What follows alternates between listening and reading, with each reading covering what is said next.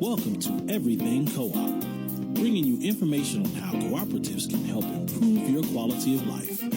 This show is being sponsored by the National Co-op Bank, NCB. The NCB is dedicated to strengthening communities nationwide for the delivery of banking and financial services for the nation's cooperatives, their members, and other socially responsible organizations. For more information on the power of community ownership, visit ncb.coop. That's ncb.coop. Now stay tuned for your host, Vernon Oakes. Good morning, everybody. This is Vernon Oakes. Welcome to Everything Cooperative this beautiful Thursday morning. And this morning we have Mr. Rod Kelsay, who's Executive Director of Mid-American Cooperative Council. Good morning, Rod. Good morning. And how are you today? Well, I'm fine. I'm actually in Lapeer, Michigan, and it's a gorgeous day here. The sun's shining and the grass is green and the birds are chirping. So it's a beautiful day to be to be alive, a citizen of America and working with cooperatives. Well, it's the same thing here in the D.C. area. So you just described it. It's great to be alive and talking about co-ops. I get to talk about my favorite subject with you. My association is essentially a council. It's an association of roughly 100 co-ops, and we have a variety of co-ops that are members of our council, all the way from very small communication co-ops, a few small worker co-ops, some of our very small grain marketing co-ops where farmers come together to market their grain, all the way up to pretty large co-ops that manufacture sugar, or co-ops that produce chickens, and large milk marketing co-ops like Dairy Farmers of America or Michigan Milk Producers Association.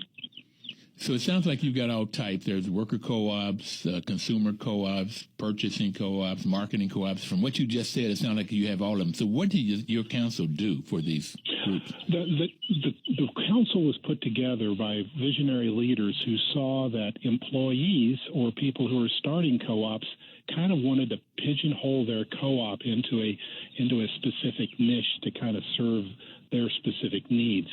But unfortunately, as markets change, as business environments change, those needs and niches and demands adjust and change. Because I've rarely ever seen a co-op that came together because somebody says, hey, let's make some money and form a co-op. Generally, co-ops are originally formed because there's something broken in the marketplace or a service need that's not met or a price discovery that's just kind of out of whack. And so individuals come together at a small level to try to put that together. Now, that's the classic kind of traditional way that co-ops begin. But there's also a group that I work with called laundry cooperatives. So you have very large healthcare institutions. When they move from one campus to another campus to build a brand new system and a brand new campus 50 years ago, they decided to leave their laundries back at their old facilities and come together and share in those laundry facilities so that they can have their laundry done at cost. Okay. My primary role is to help explain to the employees of those co-ops that every time they work with a customer, that they're actually working with an owner who has a voice that can explain what their personal needs are and what they want from their co-op, who could be an elected director that has a fiduciary responsibility for that co-op. And as an employee, they're an individual ambassador for their co-op. And they need to understand that their co-op works really well for them, but there are lots of different kinds of structures of co-ops out there. And really, if you can imagine a business model or, an industry or a sector, there's likely a co-op that's working in it and employees that are successful. The other part that I work with is helping boards of directors, elected boards of directors, really understand their roles, their fiduciary duties. And then I do have a board chairman program because there are very few programs that actually teach a board chairman how to be a board chairman of a cooperative. Okay, I need that class. I'll take that class. So one of the pieces that we found is that it's very common for directors of co-ops to kind of view the co-op's goals, the the co-op, help manage the co-op or direct the co-op's vision kind of from their front porch. And those that are really good directors walk to a lot of other people's front porch and visit with them about what their unique needs are. But again, since co-ops are made up of sometimes dozens, sometimes hundreds, sometimes thousands of members, every one of those members has a unique need that the co-op serves or has for that member, the reason that they're a member of the co-op, the values that they're getting from it. So as a director, it's very important that you identify and try to understand what all those needs are, because some members have very large needs because they're running very large businesses or have big families or big institutions like these laundry co-ops. Others are fairly small.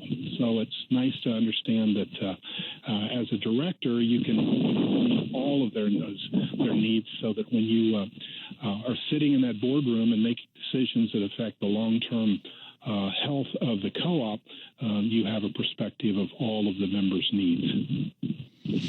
Okay, so you get all of their needs. Do you work a lot with the values and principles of co-ops? Certainly. Many of the co-ops, the boards of directors identify what their core values are.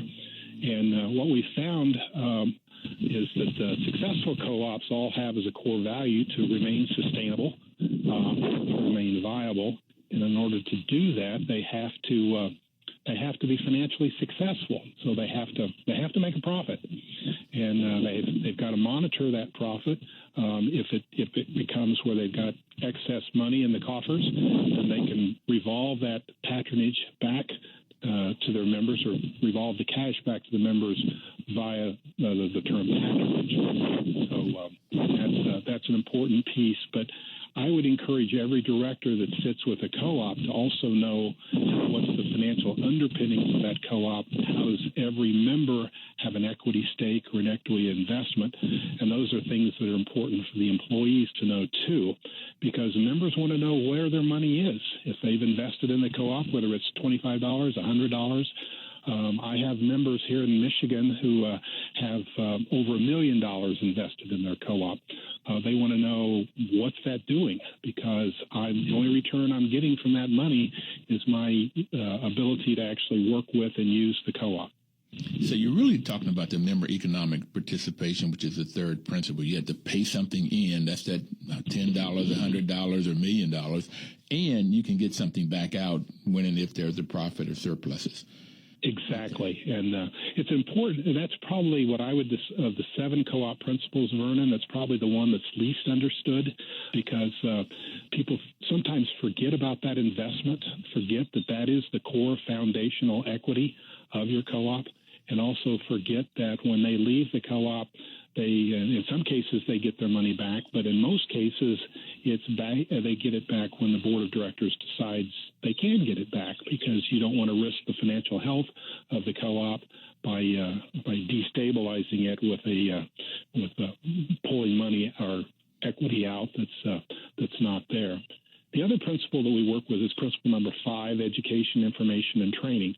And that principle is one of the ones. Well, the ones that cause me to love co-ops is that principle, and then the first one, and that is voluntary and open membership. It doesn't make any difference who you are, what you look like, or what you believe in, or what your faith is. You can be a member. But then this training and information. So, yeah, that's it. Okay. So our council is really predicated on the last 3, the principle number 5, education, information, and training, number 6, cooperation among cooperatives, because there's a lot more cooperation out there than you might think on the surface, because most of the co-ops oftentimes get their funding or financial debt served by another co-op. Here in the farm credit system in the Midwest, it's very popular. And then the credit unions can do some loans with their members and with other institutions. And then there are QSOs where credit unions can work with other credit unions and participate business loans with other credit unions that they couldn't necessarily do by themselves. So there's a lot of cooperation among cooperatives that goes on out there. Insurance co-ops, a lot of the insurance out there, from life insurance to health insurance, property and casualty insurance, all collectively done through cooperatives. The last one, concern for community is one we also work with because they're not investor-owned businesses that have investors from outside the state, sometimes outside the country. Every member of the co-op is actually a member of the community that serves that co-op. A very important part of the principle. It's a very important thing to teach the employees of every co-op, the importance of staying local, being local, serving local needs. So we've covered 1, volunteer and open membership. We covered 3, member economic participation, and 5, 6, and 7. The only 2 we haven't talked about is democratic member control, and that's a good part of it. 1 member, 1 vote. Yep. And autonomy and independence. Autonomy and independence. Beg your pardon?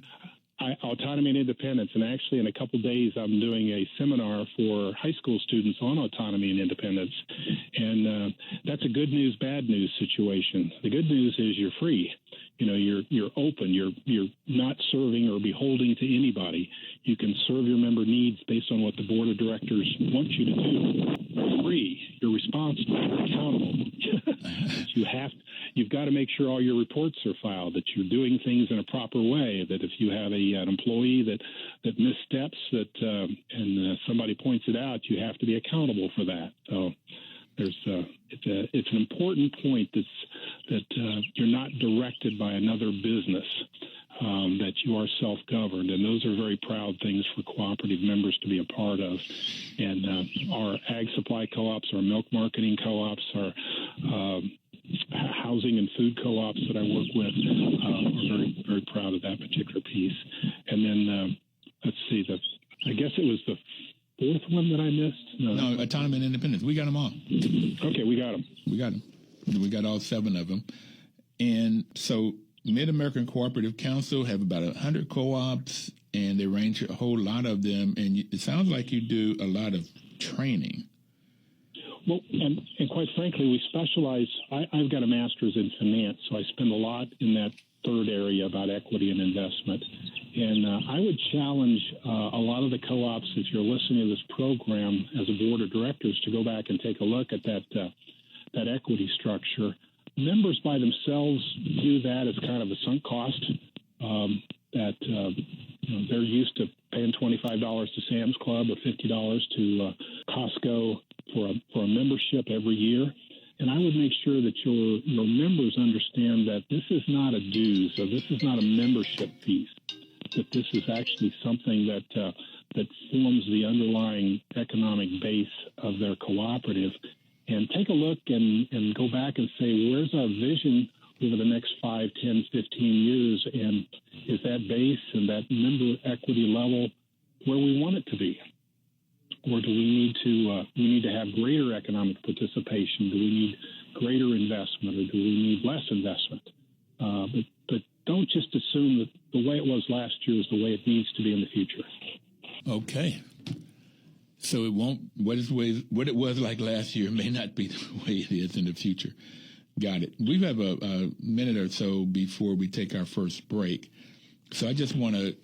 We've talked about the 7 principles, but I'm very much interested when we come back to talk about morals and moral values. It seems like. Are you an anthropologist at all? No, I'm not, but I did visit with Pat about a study that I read that I will refer when we get back about the 7 moral values of societies across the world. And we'll cover that when we get back. Okay. Now there's some wind that blows. I don't know what's going on over there, but sometimes I can't hear you because of that. It sounds like wind. Okay, I'll work on that. I'll try to get to a place out of the wind. Okay. So I just want to recap here real quick. You started a company called Mid-American Cooperative Council. How many employees? I'm the only full-time employee, and there is 1 part-time employee. Okay. And you work with cooperatives. You got about 100 different co-ops. And you do a lot of training. This is what I've got so far, and we're going to come back and talk. We talk about the principles. We're going to come back and talk about the moral values. We'll be right back, everybody. Please don't touch that dial.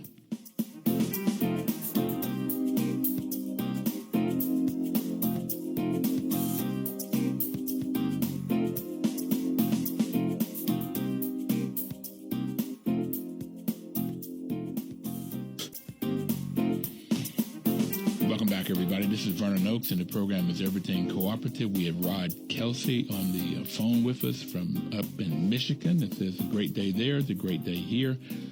And National Co-op Bank sponsors this program, whose mission is to provide financial services for cooperatives and their members, particularly in low-income communities, which I've always found very, very interesting how they're able to do that, where most banks cannot. So, Rod, we promised that we would talk about moral values, and I thought you were anthropologists with some of this thing. So let's talk about moral values and what you were telling Pat and I a little bit about. Well, let me back up just a tiny bit here to kind of take a little bit of an approach so that as we spring it on your audience, they'll kind of understand where I'm coming from here.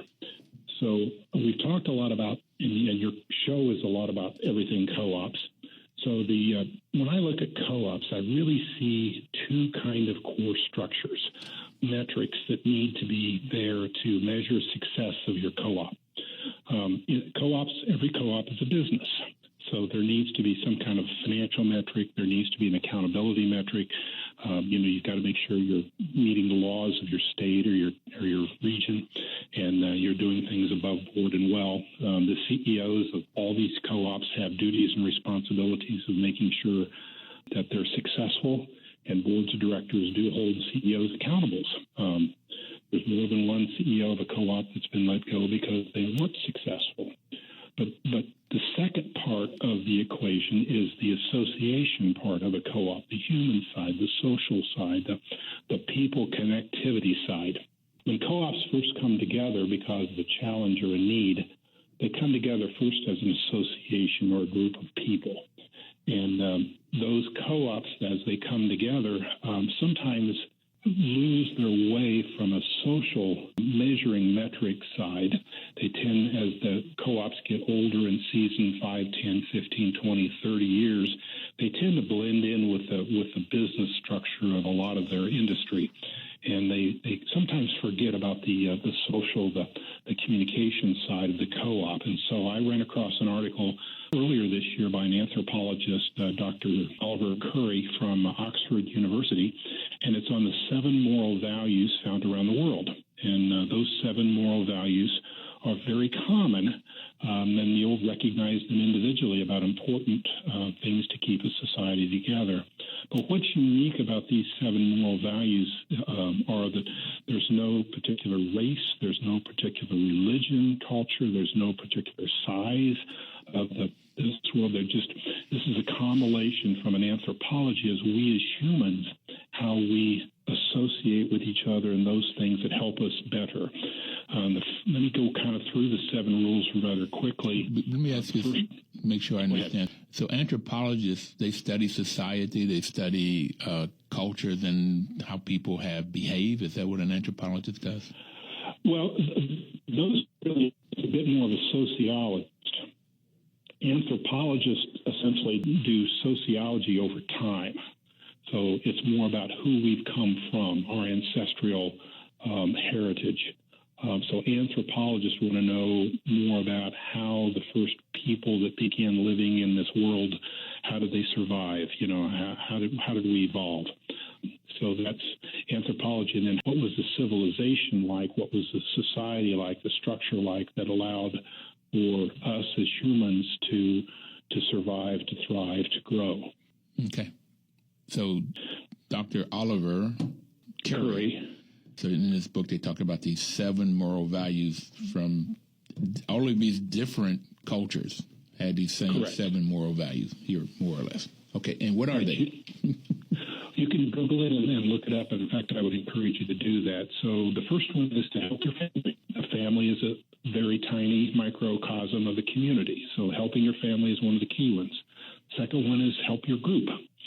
So whatever that larger association group you're with, help them, because you help them, they'll help you. It's a symbiotic relationship. The third one is return favors.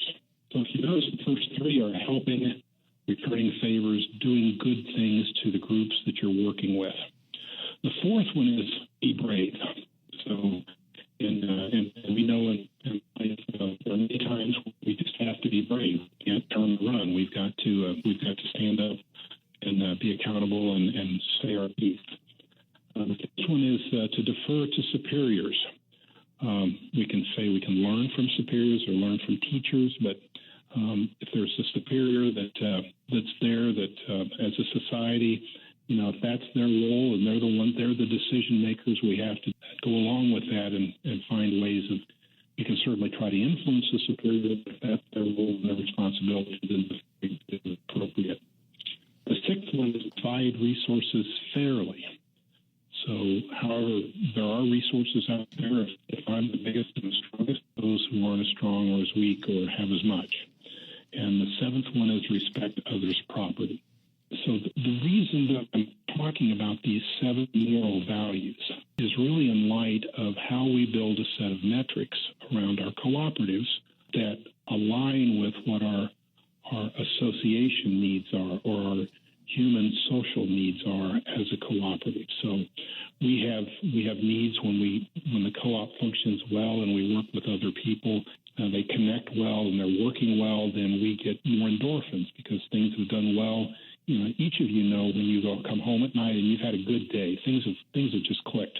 The deal came through, or you were able to meet your quota or your goal for the day. You feel good about yourself, and if you had to work with other people, then they feel good about themselves, and you do too.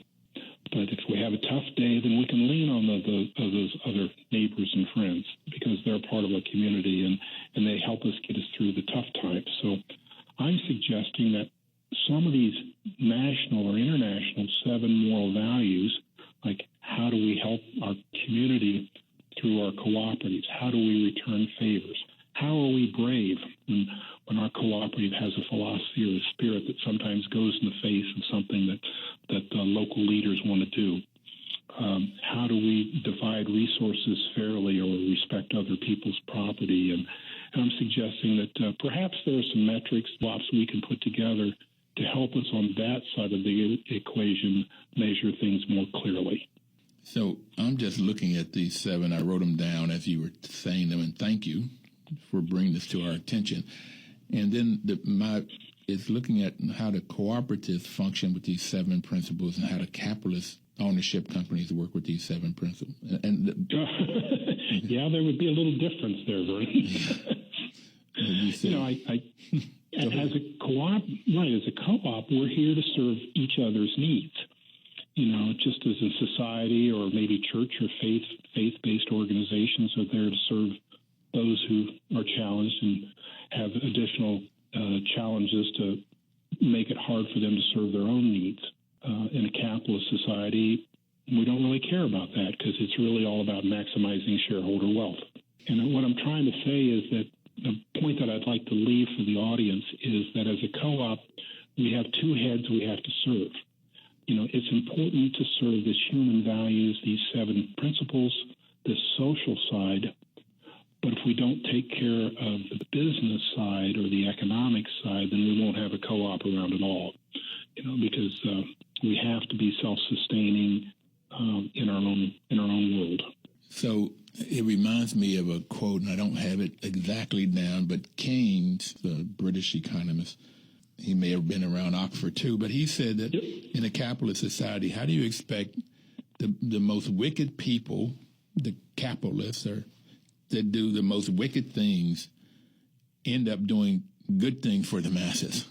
Okay, so it's like, how do you really expect it to trickle down? It just doesn't work. It doesn't work. This dividing resources fairly isn't what the capitalist structure is all about at all. That just doesn't work in a capitalist structure. Well, one of my favorite co-ops to talk about is the Sherpa co-op in Nepal. Can you do it in 2 minutes? Because we only have 2 more minutes left. Okay. So the Sherpa co-op in Nepal, hikers would want to come over and hike to the top of Mount Everest. And, of course, they were on a budget and they didn't want to pay any more than they absolutely had to. So they would kind of pit one Sherpa against the other Sherpa to see if they could get a cheaper rate to have help to get to the top of Mount Everest.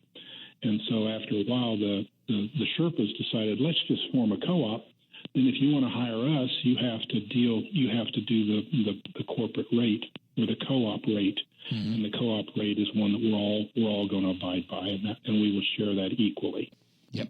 So in the last minute, Rod, what would you like to leave people with? Well, I think the important thing about co-ops, first of all, is recognize that they serve the needs of their members, and they do that uniquely. And all the members' needs and all the co-ops are different. So be careful when you try to pigeonhole who a co-op is or what a co-op is into a specific area or mindset, that there are lots of needs and lots of services out there. The second piece that I'd like to leave is that co-ops are a business. You have to be profitable. You have to be successful financially. In addition to, they're also a social organization where a group of people come together and serve their needs. And these 7 moral values give us an idea or a guideline in how to build a metric system to support that. Thank you, sir. We've got to go. Rod, thank you very much. And everybody out there, please have a wonderful cooperative week. Thank you.